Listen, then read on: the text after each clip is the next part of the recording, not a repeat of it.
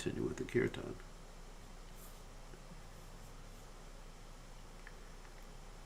All right.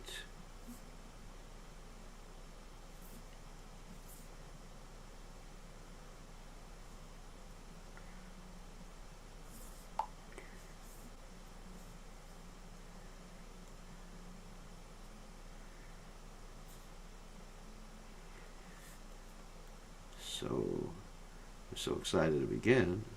I forgot. Okay, so we'll go. Yayanila Prematana Koruna Prachu Hey no Bravo Kota Kela Chayataku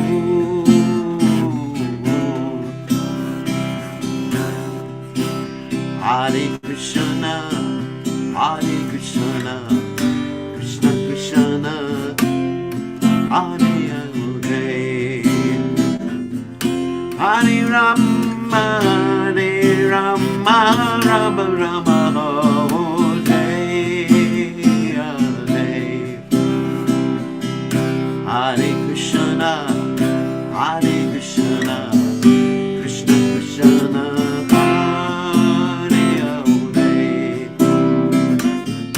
Hare Rama, Hare Rama, Rama Rama, Hare Hare.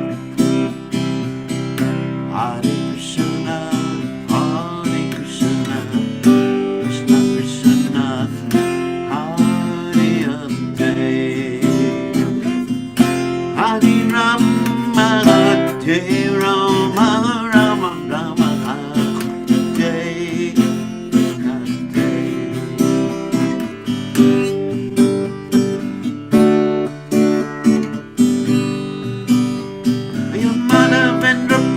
Jaya Madhavendra Puri, Madhavendra Puri, Jaya Madhavendra Puri, Madhavendra Puri, Jaya Madhavendra Puri, Jaya Madhavendra Puri, Madhavendra Puri, Haribo, Haribo, Haribo, Haribo, Prabhupada, Prabhupada.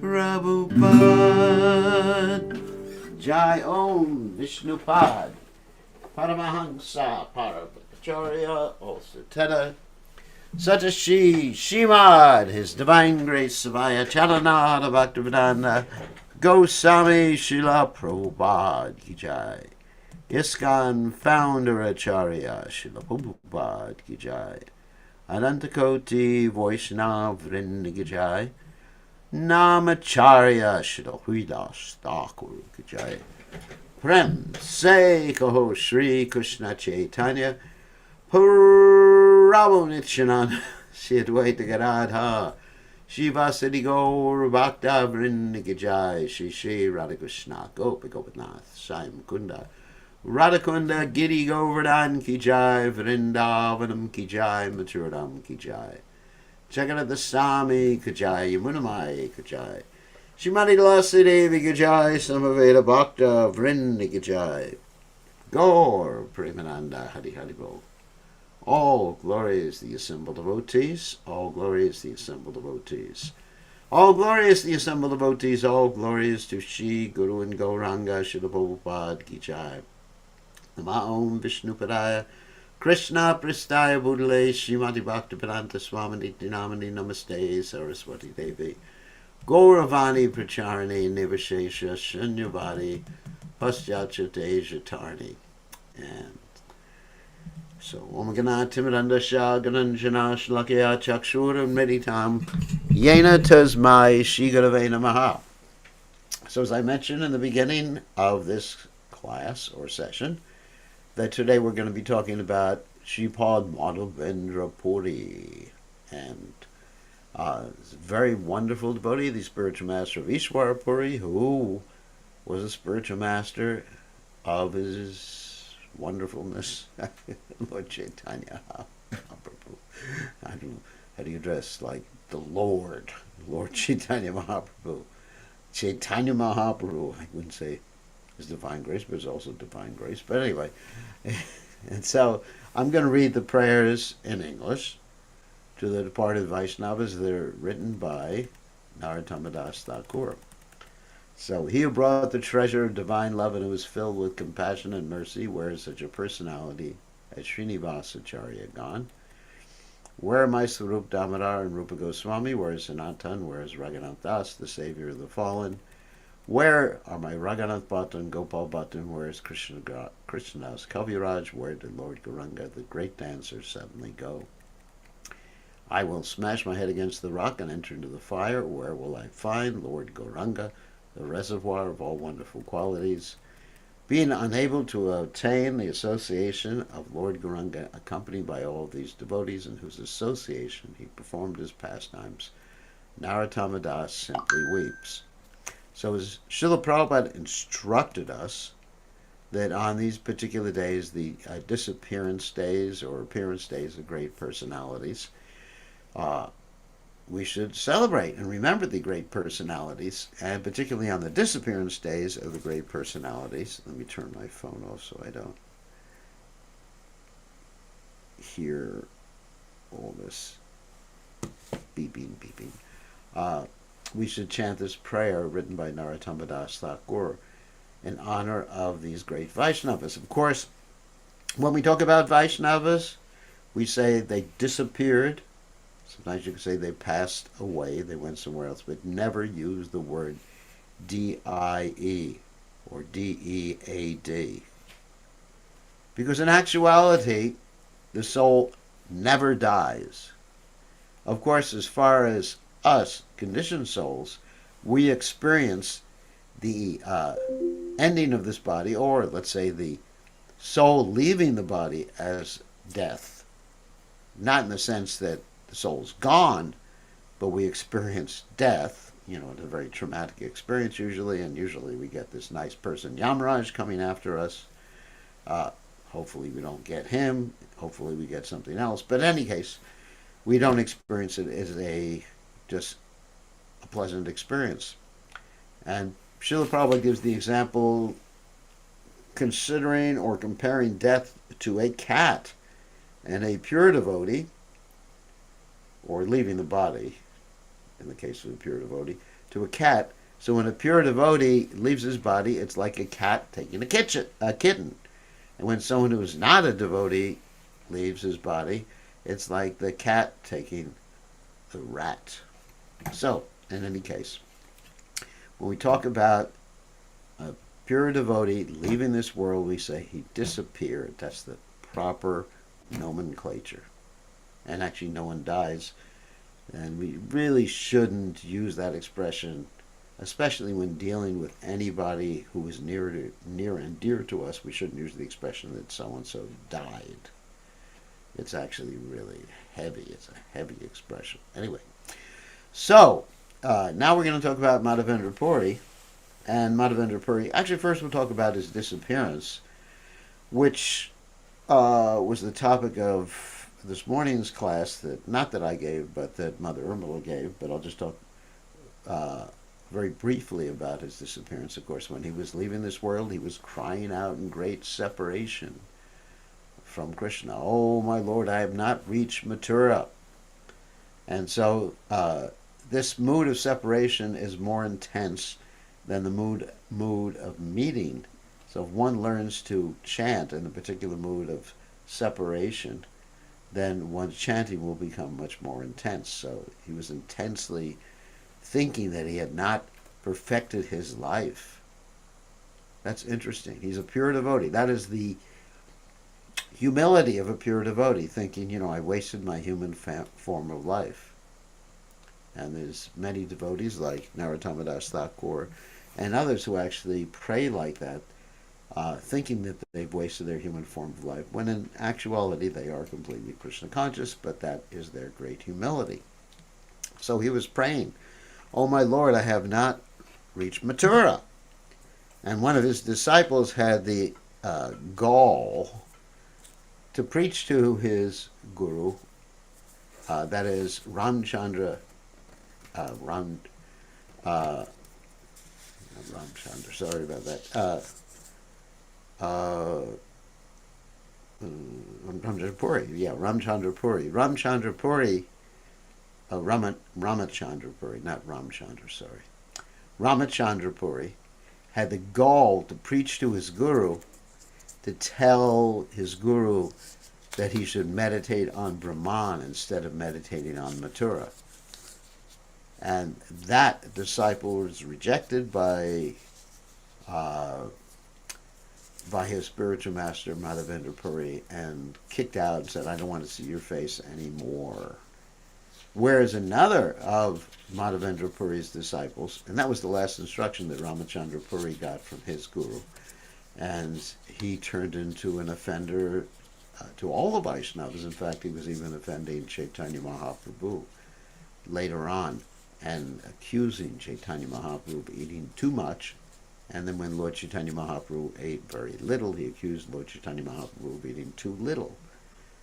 And he would regularly, this Ramchandra Puri, he would regularly go to the Vaishnavas and set them up by encouraging them to eat too much and then criticizing them for eating too much. So he became a great offender simply because he had the effrontery to advise his spiritual master, Madhavendra Puri, on Mayavad philosophy when Madhavendra Puri was absorbed in Krishna consciousness. So anyway, so that's the result of offending your spiritual master, and that's a result of Mayavad philosophy.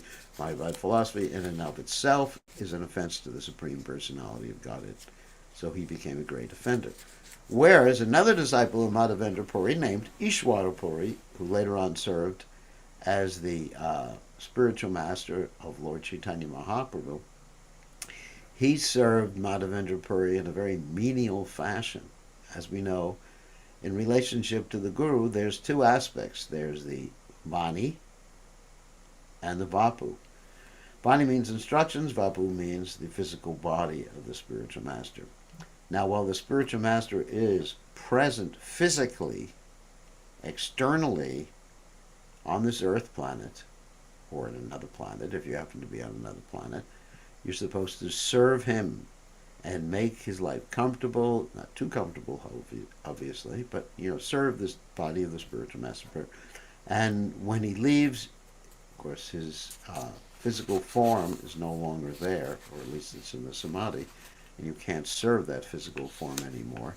So when he leaves, you serve his instructions. And the disciple should be so determined to serve the instructions of the spiritual master when the spiritual master leaves the planet that the disciple should be ready to actually, Prabhupada comments like jump into the fire, basically, rather than disobey the order of the spiritual master anyway. So this is the great mood of devotion the disciple has. So Ishwara Puri had that mood of devotion while the spiritual master was present, and also later on, and served his guru, cleaning up after his guru, and, when someone's very sick, getting ready to leave this world, there's bodily service that needs to be done. So he served his guru in this way, and therefore became so blessed that he became the spiritual master. Of course, no one can be Lord Chaitanya's spiritual master, but he acted as the spiritual master of Chaitanya Mahaprabhu. So, let's talk a little bit about Madhavendra Puri. So Madhavendra Puri, let's see, where do we start? Okay, so these are some of his pastimes. Madhavendra Puri met Lord Nityananda in Western India while they were both on pilgrimage. And it's described in the, I think it's the Chaitanya Bhagavad, Chaitanya Mangal, when they came across each other, they embraced each other for hours and they were unconscious. They were so ecstatic to be with each other. The disciples of both of them really didn't understand what was going on, and they both said, never have I met such a great personality as the other one. And so this is Lord Nityananda's interaction with Madhavendra Puri. It's described that he actually did take initiation from Madhavendra Puri, and so therefore Lord Nityananda was considered to be the godbrother of Lord Chaitanya Mahaprabhu's spiritual master. So, And this story, the stories we're going to tell right now, Madhavendra Puri, were told to Lord Chaitanya Mahaprabhu by Lord Chaitanya Mahaprabhu's spiritual master, Ishwara Puri. And so the most famous story, most famous story is the story of Madhavendra Puri and Gopal. Okay, so here's the story. And actually, Lord Chaitanya told this story when Lord Chaitanya was in Ramuna. Ramuna is the place where the famous deity of Shirachara Gopinath is, and we're going to tell the story of Shirachara Gopinath in a few minutes. So here's the story. Lord Chaitanya was in Ramuna. He told this story, and while Lord Chaitanya was in Ramuna telling the story, the flower crown from the deities of Shirachara Gopinath fell on Lord Chaitanya Mahaprabhu's head. Another point about the deities of Shirachara Gopinath, apart from the story with Madhavendra Puri, is that those deities were carved in a very special way or during a very special pastime. And this was a pastime of Lord Ramchandra. Wow. Lord Ramchandra, was with Sita Devi, and they were passing through Ramuna, which is where the deity of Shirachara Gopinath is.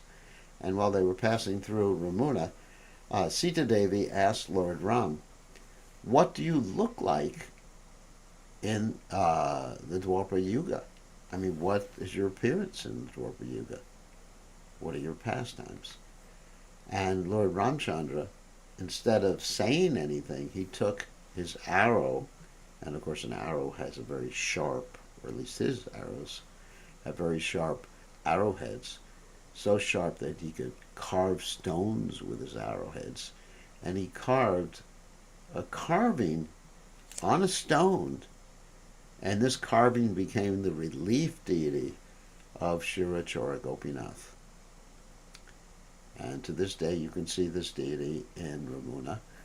He's playing a flute, a very, very beautiful deity, and it's a beautiful temple that they have established there. And someday we will take the devotees there again. I've been there several times. Anyway, so here's the story. So Madhavendra Puri, he had taken a vow not to ask anyone for food. I mean, when someone takes sannyas, there's different stages of sannyas that one goes through. I mean, the first stage is when one resides in the same village, and his wife sends some food because he can't figure out how he's going to live without his wife sending food. Of course, his wife doesn't come and give him the food. His son or some other servant gives him the food that his wife cooks. Second stage is that he goes out and does madhukari. So madhukari means that one goes from house to house like a bee, madhu. There's like a Hindi, there's this word madhumaki, that means a bumblebee or honeybee. So he goes and collects a little bit of, the bee collects a little bit of pollen from each and every flower. So in madhukari, a sannyasi in that stage is supposed to collect a little bit of food from each and every house that he goes to. Not a lot. He's not going to collect 10 chapatis or rotis from each house. He's just going to take one slice of pizza from each house, one bowl of quinoa soup from each house. And in this way, he satisfies himself. So that's called madhukari. But the next stage after madhukari is parvajakacharya. And that's where the devotee, or the pure devotee, wanders around, the sannyasi, wanders around, and he's not really concerned about his eating. He figures that Krishna's going to make the arrangement. So that's like Parvajakacharya, like a combination of Parvajakacharya and Paramahamsa. Of course, in the Paramahamsa stage, one just remains absorbed in Krishna and doesn't preach. So that's a little bit different than what Madhavendra Puri exhibited.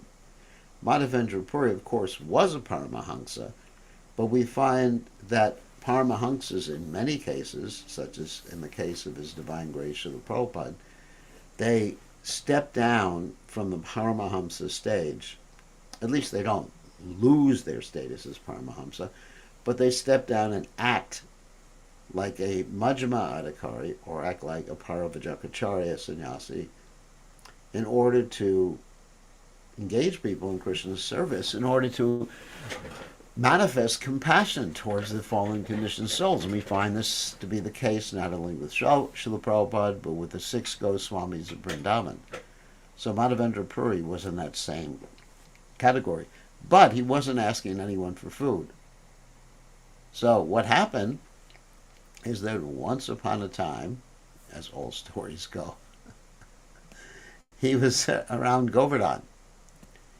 And he took his bath in a very special kund in Govardhan called Govinda Kund. Now, Govinda Kund was formed when Indra was apologizing to Krishna. Why was he apologizing? Because he tried to inundate all of Vrindavan, kill all the Brajavasis, and finally, after Krishna, lifted Govardhan Hill, protected all the residents of Vrindavan, Indra learned his lesson, and he was very repentant. And so one of the things he did, he came down and he bathed Krishna, and the water that he used was the celestial Ganges water, and that water filled Govinda Kund, a very famous place right next to Govardhan. So Madhavendra Puri was there, he was chanting and absorbed in Krishna consciousness, and then a young boy came with some milk. Some people say condensed milk, kheer, whatever, but he came with something to eat.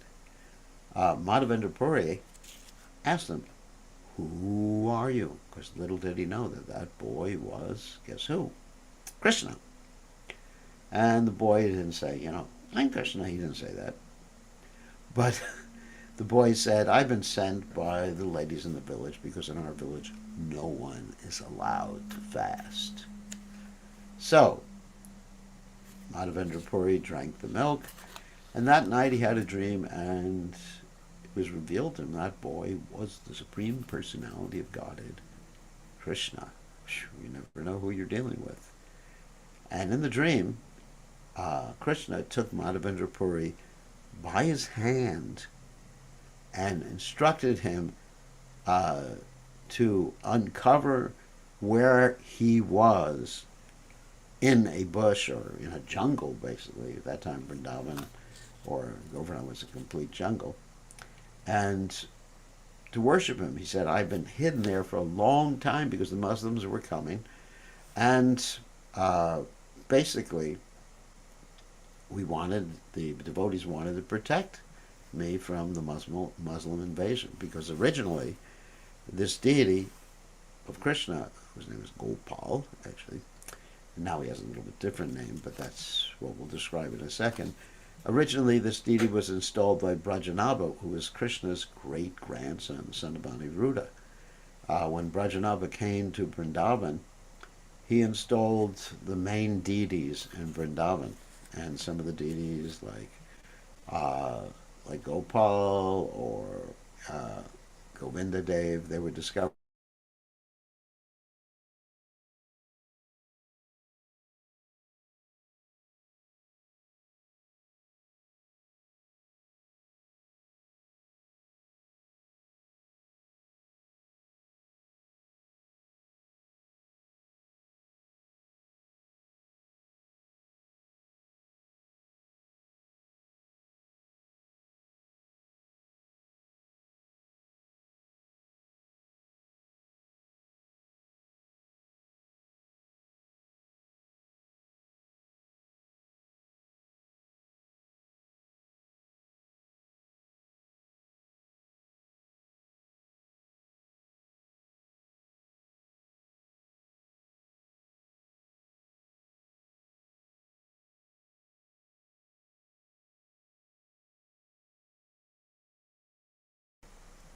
Somehow or other.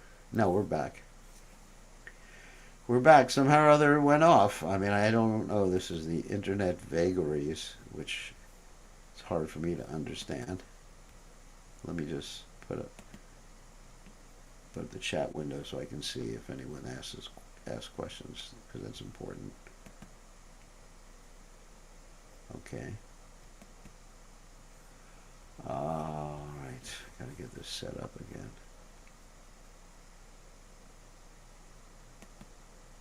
Huh. Okay. Whatever. Computers don't always cooperate with me, even though I believe in computers. Now, okay. Let's go back a little bit. Okay, so then Madhavendra Puri comes back to external consciousness.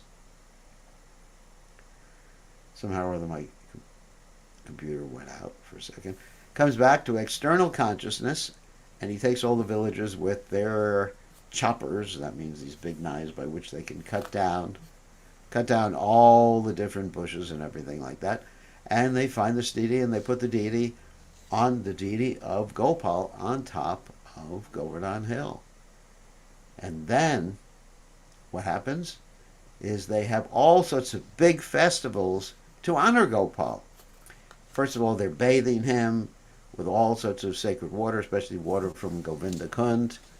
And the festival, the Abhishek festival is called, 900 pots of water, and they offer Panchagavya, Panchamrita. Panchagavya means the 5 products of the cow, because everything that comes from the cow is sacred, even the cow urine, the cow stool, the milk, and the yogurt, and the ghee. Those are this Panchagavya. And then Panchamrita, which is including, then you have sugar and honey included, and all that. And distributed tons and tons of prasadam. And then Madhavendra Puri initiated some pujaris eventually, and they to serve the deities, because they had to be initiated devotees. He had to give them the Gayatri mantra. So this ceremony was performed again and again and again for many, many, many days. And after 2 years, Madhavendra Puri had this dream. Gopal appeared to him, and Gopal said to him, what did he say to him? I'm still hot. I was in the bushes for a long time, and the only way to cool me down is to actually get some sandalwood. And you couldn't get any sandalwood around Vrindavan. So there is sandalwood. Basically, it comes from the Malaya provinces, but actually the main quantity of sandalwood was kept in Jagannath Puri, because Jagannath Puri was where they did the most opulent work. So then Gopal said, you better go and get me some sandalwood. So Madhavendra Puri thought, well, that's my duty. And at that time, traveling was not that easy. It's not that you could get in a car, get in a plane. He just walked, and through very, very dangerous areas, too.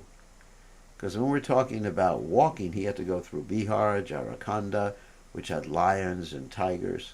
Maybe not lions, but tigers and all sorts of wild animals and snakes. So he risked himself to serve Gopal, because he was in Vrindavan and he had to go, first of all, to Bengal. He went towards Bengal. And when he was in Bengal, on the way, he stopped and initiated Advaita Charya. So he is Advaita Charya's spiritual master. Then he reached Ramuna. Ramuna is actually on the way to Puri. And so when he was in Ramuna, just a short stopover, he was thinking, but he actually stayed a little longer, he saw the deities of Gopinath.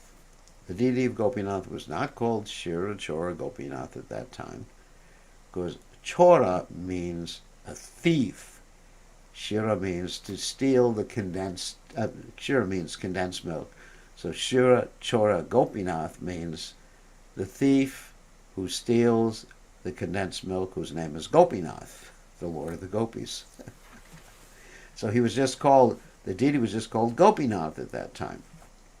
So Madhavendra Puri stopped there to see the deity, and then he heard that they're offering to this deity of Gopinath something very, very special. It's called Amrita.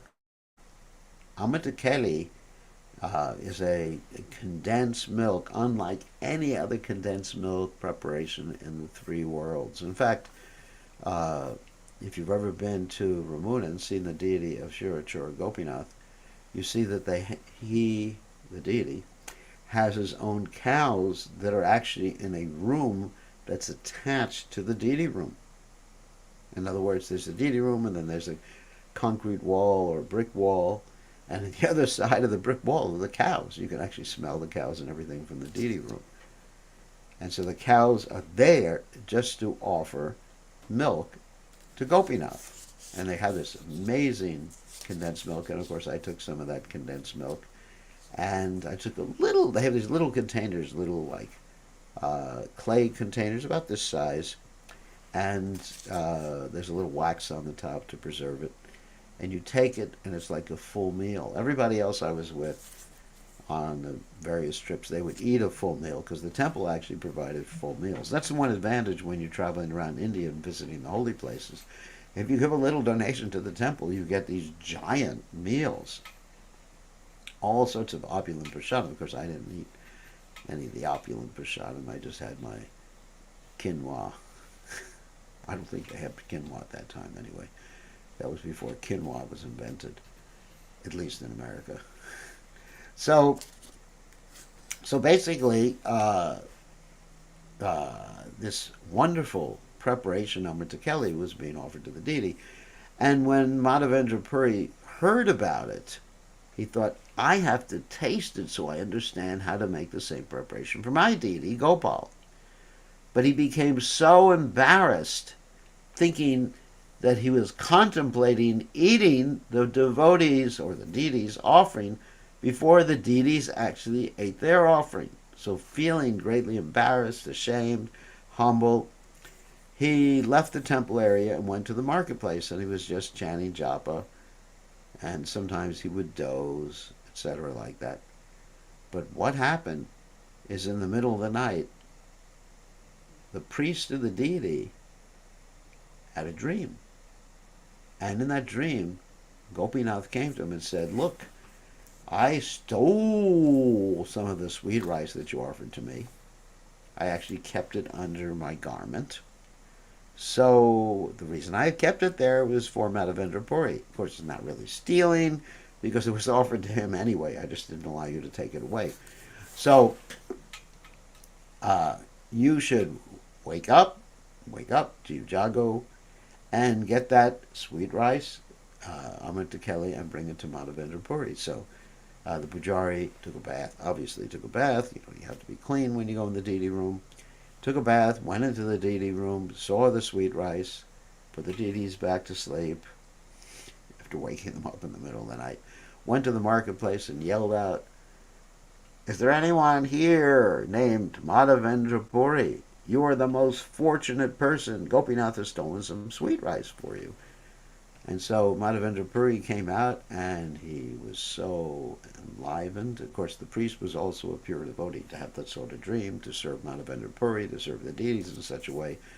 And he ate the sweet rice, and from that day forward, what happened? He kept that pot and ate a little piece of that pot every single day. I remember we did that a little bit after we were in Ramuna. Of course, Gopinath did not steal sweet rice from me. I had to steal it for myself.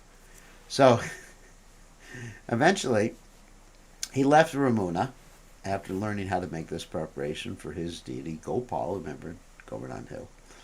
And he went to Jagannath Puri, and he collected plenty of camphor and sandalwood, and he got 2 servants, and he was on his way back to Vrindavan to see Gopal. But on the way back to Vrindavan to see Gopal, he went through Ramuna again. And he was carrying quite a bit of sandalwood, like mounds and mounds and mounds, kilos and kilos and kilos of sandalwood. Of course, at that time it was illegal to take sandalwood out of Jagannath Puri, but the king had actually given him some passes and some notes and given him the ability to take that out. But it was still a great burden. So when he got to Ramuna is pretty close to Jagannath Puri. I would say driving a car, it's about 3 or 4 hours from Jagannath Puri. But walking, it would be several days. Yeah, it would be several days, especially if you're going through the forest paths in Orissa, because Ramuna and Jagannath Puri, they're both in the state of Orissa. Of course, Orissa was quite larger at that particular time. The states were not delineated the way they are today. So he reached Ramuna, and when he got to Ramuna, in his dream, he saw Gopal again. And Gopal, remember the deity in Vrindavan and Govardhan, said to him, I've already accepted this sandalwood. Just to save you the trouble, offer it to Gopinath. I am non-different than Gopinath. And he wanted to save Madhavendra Puri this trouble because Madhavendra Puri would have to go through this whole area. Bihar, which is like a jungle, and all sorts of areas where he get attacked by the Muslims. I mean, it was just really difficult. Really, really difficult. So he gave the sandalwood to Gopinath. And of course, after the pastime of Gopinath stealing the sandalwood, he became, not the sandalwood, but stealing the Shira for his devotee Madhavendra Puri, became known as Shira Chora Gopinath. So, and that's about all the stories I have about Madhavendra Puri. I just want to recite the one verse that Madhavendra Puri recited when he was getting ready to leave this world. Ai dina dayadranata he mathuranaha kadavalokshase ahadaya twadaloka katarai dayata ramyati kyai karom yaham. O my Lord, O most merciful Master, O Master of Mathura, when shall I see you again? Because of my not seeing you, my agitated heart has become unsteady. O most beloved one, what shall I do now? So you see, this is the mood of vipralamba. Vipralamba means the mood of intense separation. And as I mentioned before, when one's feeling intense separation, the meditation becomes even more profound on Krishna. So this is how we should be chanting, as Lord Chaitanya states in the Shikshashtaka. Ainanda tanuja kinkaram patitamam vishame bhavam buddho kripaya tava pada pankaja stita duli sadrasam bachintya. O son of Nanda Maharaj, somehow or other I've fallen into this horrible ocean of birth and death. Please fix me up as one of the atoms, or yes, as one of the atoms on your lotus feet. So it has to be in that mood, just like I'm separated from you. Or Yugaitam Nimishena Chakshusha Pravashaitam Shunyaitam Jagatsarvam Govinda Vidahename. Oh Govinda, feeling your separation, I'm considering a moment to be like a yuga cycle. Yugaitam Nimishena Chakshusha Pravashaitam Shunyaitam. The whole universe, Jagat Sarvam, is vacant, is useless. There's nothing in this universe that is of interest to me. Govinda Vidahename, feeling your separation. So Madhavendra Puri was feeling like that, and of course, if we are feeling like that at the time of leaving our bodies, we will for sure go back to Krishna. Or if we're lamenting, oh, I have so much unfinished business to do. Oh, I wanted to make a lot of money. Oh, where are my relatives? Oh, where is my wife? Oh, where? Oh, where? Oh, where? Oh, where? Then that lamentation will take us to another body, as Krishna says in Gita, in the 8th chapter, Yam Yam Bhapi Smaran Baba. Yajatayante Kalebram, because whatever you're thinking of, whatever your consciousness is at the time of death, to be precise, whatever you're remembering, that means whatever your consciousness is at the time of death, that will take you to another body. So you have to be very careful what you're thinking. And not only at the time of death, you can't just like pull a switch at the time of death and cause yourself to think of Krishna. It's not going to work like that.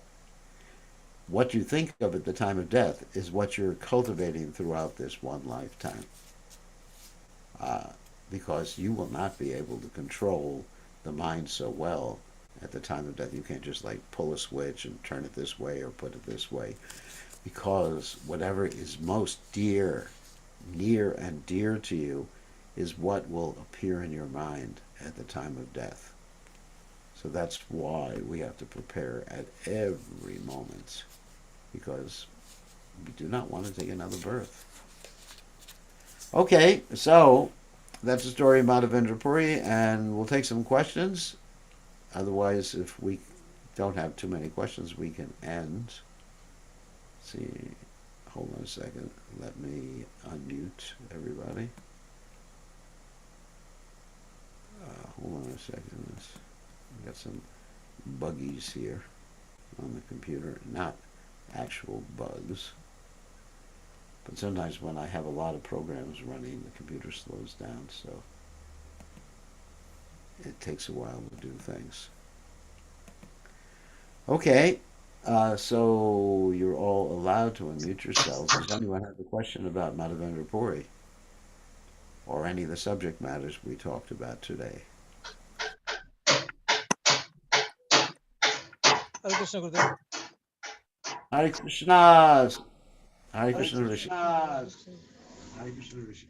Hare Krishna Gurudev. My best is Gurudev. As our sadhakas, how do we cultivate this separation mood, vipralamba? How do we cultivate that? Well, Cultivate that? oh, I can hear Well, myself. Okay. I can hear myself. Somehow there's an echo here. Okay. I don't know why. Okay. Okay, so yeah, so you have to. How do we cultivate that mood of separation? First of all, there's different ways. One is uh, to be scared. That's for us neophytes. Like Prabhupada said, the problem with you, Western boys and girls, is that you are not afraid of Maya, and so that refers to you, Eastern boys and girls too, like you, Rishikesh, and so many else. So we're not afraid of this illusory energy. Whoops. Why am I getting it? Why am I getting it? I'm getting this. Let me just keep you on mute because Rishikesh, I'm getting an echo from you. You must have like two devices on or something. So we're not enough afraid of this material energy. So we need to have some healthy fear. Like Prabhupada, one time he said, out of his humility, he said he was praying to not fall into Maya. Of course, Prabhupada would never fall into Maya. Prabhupada was always absorbed in Krishna consciousness, but he explained that to the devotees. Uh, and so we're not afraid of Krishna's illusory energy. So we'll play footsie with Krishna's illusory energy, not understanding that association, uh, what we call bad association with anything connected with the modes of nature, degrades our consciousness. And then we may not be able to bring our consciousness back up to the level that we want. Of course, that's an instruction for us neophytes. And then another way to develop intense mood of separation from Krishna is to feel the separation from the Vaishnavas. As described by Ramananda Roy, when Lord Chaitanya Mahaprabhu asked Ramananda Roy, what is the most miserable thing? Ramananda Roy said, to be separated from the devotees of the Supreme Personality of Godhead. So that's another way we can do that. Another way we can develop intense feelings of separation is by reading Krishna's pastimes and hearing about these great devotees. I mean, when I hear about these great devotees, I develop a really intense desire to be with them. I mean, I'm lamenting, why wasn't I there 500 years ago, or whatever it was? You know, we're talking about Narottama Das Thakur, of course, what to speak of the Panchatattva. I lament that why am I not there? Or another way to develop intense separation is when you hear about the Holy Dham or you visited the Holy Dham, then you'll always be thinking about the Holy Dham. It will actually implant a great desire to be in Krishna's abode. That's why. Or we can see the deity of the Supreme Personality of Godhead, and the deities of the Supreme Personality of Godhead will attract us so much that the intense mood of separation will be, why can't I love you? Why can't I serve you? Intensely desiring perfection. not only to be with Krishna, but intensely desiring perfection. Or another way of desire of developing a move of intense separation is to be aware of our own impurities. I'm giving you several ways. We just like say, wow, my heart is so impure. I was thinking I was a great devotee. Just like someone praised me today for being a great devotee, whatever, spiritual identity or whatever. And I just said, what? I mean, I know myself.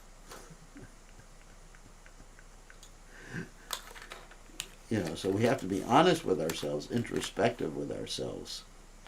Other people may think, you're a great devotee, but if we look in our own hearts, we'll see the depths of depravity.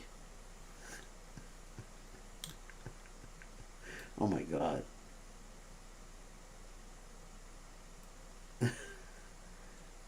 Krishna Priya has now become Irmala.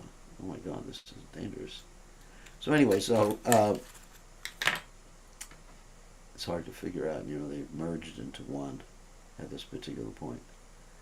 So you know, so many times people will praise us and say, I know so many things, but it's important to be honest about our own particular situation.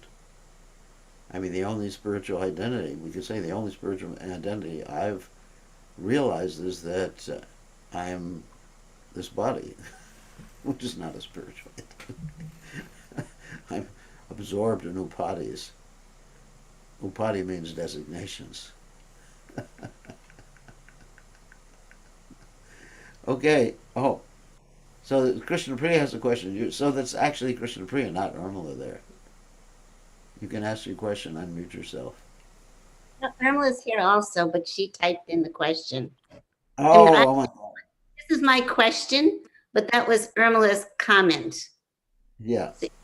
Here, so my question is, I know the class is almost over, but can you just speak briefly about how Madhavendra Puri was the one that actually brought in the Madhurya, which then came to Sri Chaitanya Mahaprabhu, to Ishwara Puri, etc. Yeah. Well, it's understood that whenever Lord Chaitanya Mahaprabhu met anybody who really was absorbed in Madhurya uh, ras, then he understood that person had connection with Madhavendra Puri. So in our sampradaya, he's the one who actually brought this uh, understanding of the intensity and the bhavas in Madhurya Ras to the followers of our sampradaya. So he's the one responsible. So anybody who has in our sampradaya, you have other sampradayas like Nimbarkacharya's sampradaya, where they do have information about the conjugal ras, etc., like that, or in ecstasy. But as far as in our sampradaya, it was Madhavendra Puri who was actually the root of all this. So, I mean, that's my explanation. That's what Lord Chaitanya Mahaprabhu considered anyone who exhibited the symptoms of ecstasy and the conjugal ras had some connection with Madhavendra Puri. There's stories about that in the Chaitanya Charitamrita. Okay? All right. Sumuk, you have a question? Yes, Gurudev, please accept my humble obeisances. O Guru Srila Prabhupada. This is a question. I know that in the scriptures, you have to, at the time of death, you must, whatever state your mind is, that state you will get. Now, my Yes. question is, in the spiritual world, there's an exact replica called Vrindavan here. The spiritual world is here as well. So, Yes. if somebody is living there in the spiritual world, in here, in India, in Vrindavan, and if they die, is there any importance to die in that land? Of course. Of course. But if they die and they're acting like monkeys in human bodies, then they take birth as monkeys in the next life in the holy dom. Okay. So, also you have to be Krishna conscious. Mm-hmm. Yeah, it's not that it's not that Ravan goes to Vrindavan and then he becomes a gopi in his next life. So You know, so you so know, that you have, and you actually have to have the right consciousness. Like when Krishna killed the demons in Vrindavan, he killed in as his expansion, Narayan expansion. so that means that so that means So you can't enter into Vrindavan unless you have the right consciousness. Prabhupada said, it's not that you simply buy a ticket. Sounds like someone's banging. So it's not that you simply buy a ticket. You have to have the right consciousness. And if you have the right consciousness, wherever you are is Vrindavan. Like wherever Prabhupada was, is Vrindavan. So it's not that you simply go and you become a demon. Kamsa going to Vrindavan and getting transformed into an old woman? Where's that story from? Has anyone heard that story? I'm sure that story was told somewhere, but I don't know the Shastric reference to it. Maybe someone knows the Shastric. There has to be some Shastric reference. There's a lot of Vrindavan stories that you have no Shastric reference for, or there's no reference amongst the Goswamis' writings. Maybe there is, but I haven't heard about it. Oh, Dinabandhu told that story? Well, I don't know where it's from. so that Guru, that means that Yamdutas If don't. I go to if I go to Vrindavan, I become transformed into an old man. Oh, I guess I already am.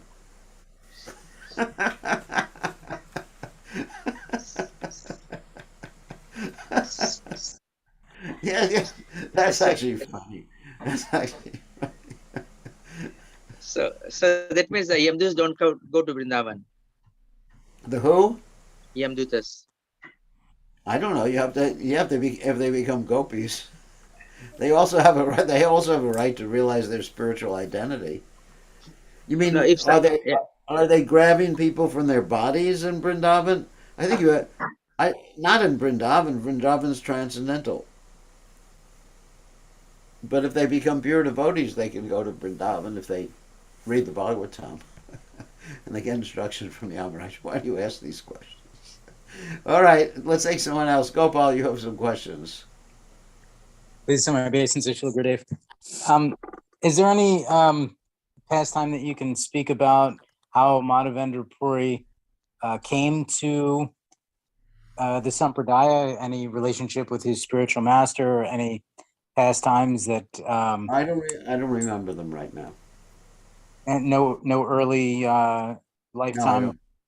No. Okay, thank you. Okay, Pran Govinda, you have a question. Hare Krishna Maharaj, please accept my obeisances. All goes to Prabhupada.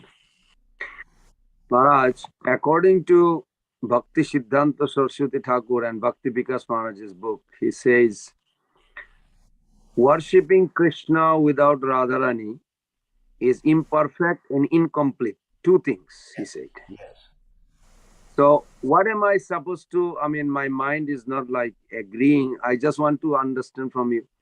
When I hear these Prabhupada's, Chaitanya Mahaprabhu's comment on Madhulila 9.289 that Srila Bhakti Siddhanta Thakur, Prabhupada translate, Bhakti Siddhanta Saraswati Thakur commented that until Madhavendra Puri came, the worship of Radha Krishna was never there. It was only Krishna. Right.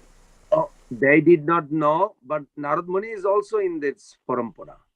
No, but Narada Muni worships Lakshmi Narayan. Lakshmi is an expansion of Shrimati Radharani. So indirectly, he's worshiping Radharani. All right? But the rest of the parampara, it's very difficult for me to think like how can they. That's a general statement. Actually, Gopal said something very interesting. He said Jayadev Goswami also wrote about Radharani and the ecstatic love, and of course Bilvamangal Thakur also. So in general, yes, that's the case. But knowledge about Radharani was present before. It's there in the Upanishads too.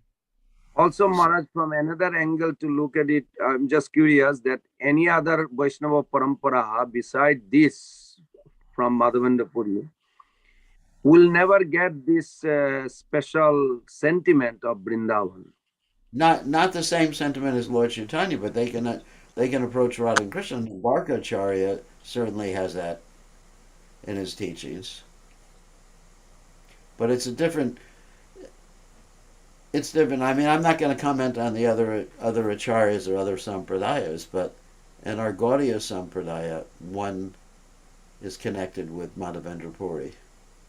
So what should I do? Like not talk about it, just keep it always quiet. About what? About this speciality, glorious position of this parampara that we are following. You should glorify the parampara.